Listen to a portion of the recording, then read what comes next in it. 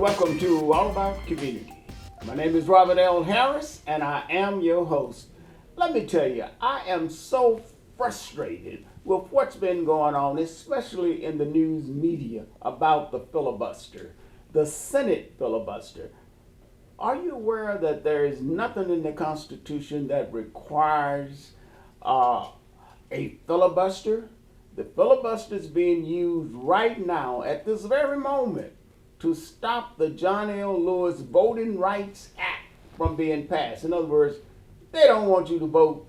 And the reason they don't want you to vote because they are scared you may vote and vote the right way. Because I know for a fact that when it comes to black folks, we know how to vote. So let's express our concern about the use of the filibuster. Let's get rid of it because 40 senators should not be able to control 60 senators. That is not democracy. That is the very opposite of democracy. Before I get carried away, that's not why we are here today. It's not what we're going to talk about. As a matter of fact, I am delighted to have as my guest today a young lady who is really, really magnificent, who is truly amazing. Her name is Dr. Melanie Ivory. Dr. Ivory, welcome to All About Community. Oh, thank you so much. Thank you so much, Robert. It's a pleasure to be here today, and I agree with you on the filibuster. Oh, good. I got somebody finally agreed with me on something. Let's chat for a few minutes about your background, and we're going to get to how you got here today.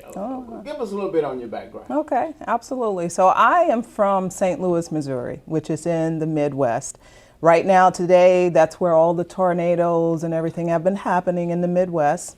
St. Louis is home of the Gateway Arch to the west. And I've been there many, many times. Yes, it's one of my favorite cities. Absolutely. And so it's a gateway to the west, and it was also the gateway for how I got from St. Louis to the West Coast as well. And you grew up in the city. How old were you when you decided to leave the city? Were you formally educated there in the elementary? Yeah, grades? absolutely. So I went to public school in St. Louis, Missouri, and I happened to be in a gifted public school in the 5th grade, and I was exposed to computers, and I programmed my first game on a Commodore PET computer at 11 years old.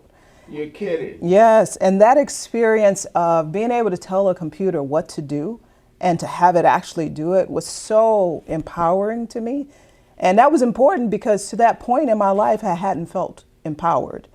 And I said, I don't know what this is, but I fell in love and I'm going to follow it for the rest of my life. So you were exposed to computers at a very early age. I believe you said 5th grade? 5th grade, 11 years old. And how important is it to have that type of exposure early in life? Oh, absolutely, because that's a point where you don't have that concern about is it cool or is it not cool? Is it being a geek? Is it something that even black people do? I didn't have that conversation.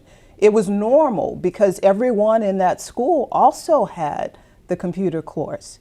And what we find in the tech industry is if you're not exposed to it early on, by the time you get to high school and certainly by college, it's too late because it's a steep learning curve. And a lot of the entry-level courses are weed-out courses. So if you don't have those years of experience, you can't get into the tech pipeline as easily as someone who has been exposed early on. So early exposure is the key. Now, when you,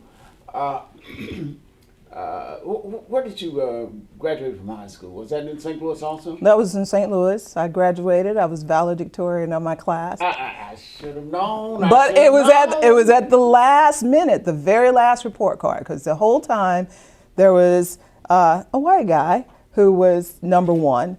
The very last report card, I became the valedictorian. So it wasn't like, and it was really like that story of the tortoise, the slow person, the steady progress over time. He took his foot off the gas, and I kept my foot on the gas, and I ended up valedictorian. He took his foot off the gas, and you smoked him. I smoked him. Right. That's right. Now, That's right.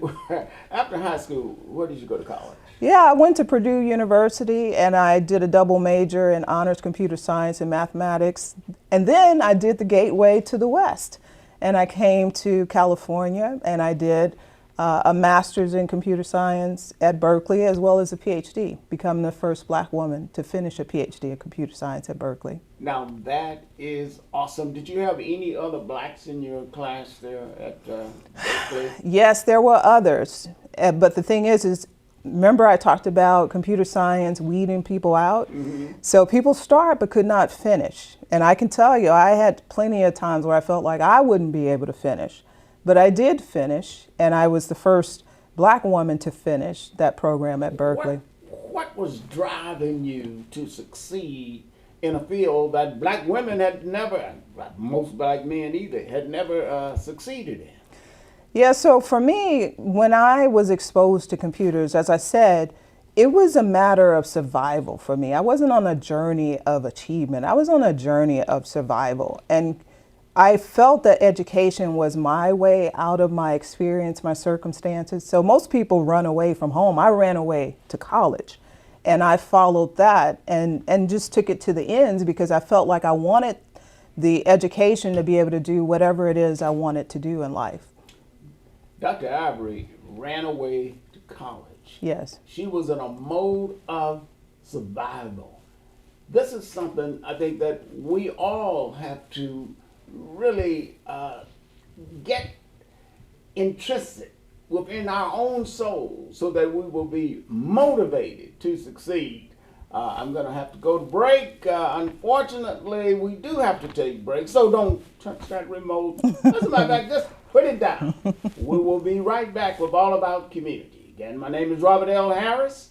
I am your host, and my guest is Dr. Melanie Ivory.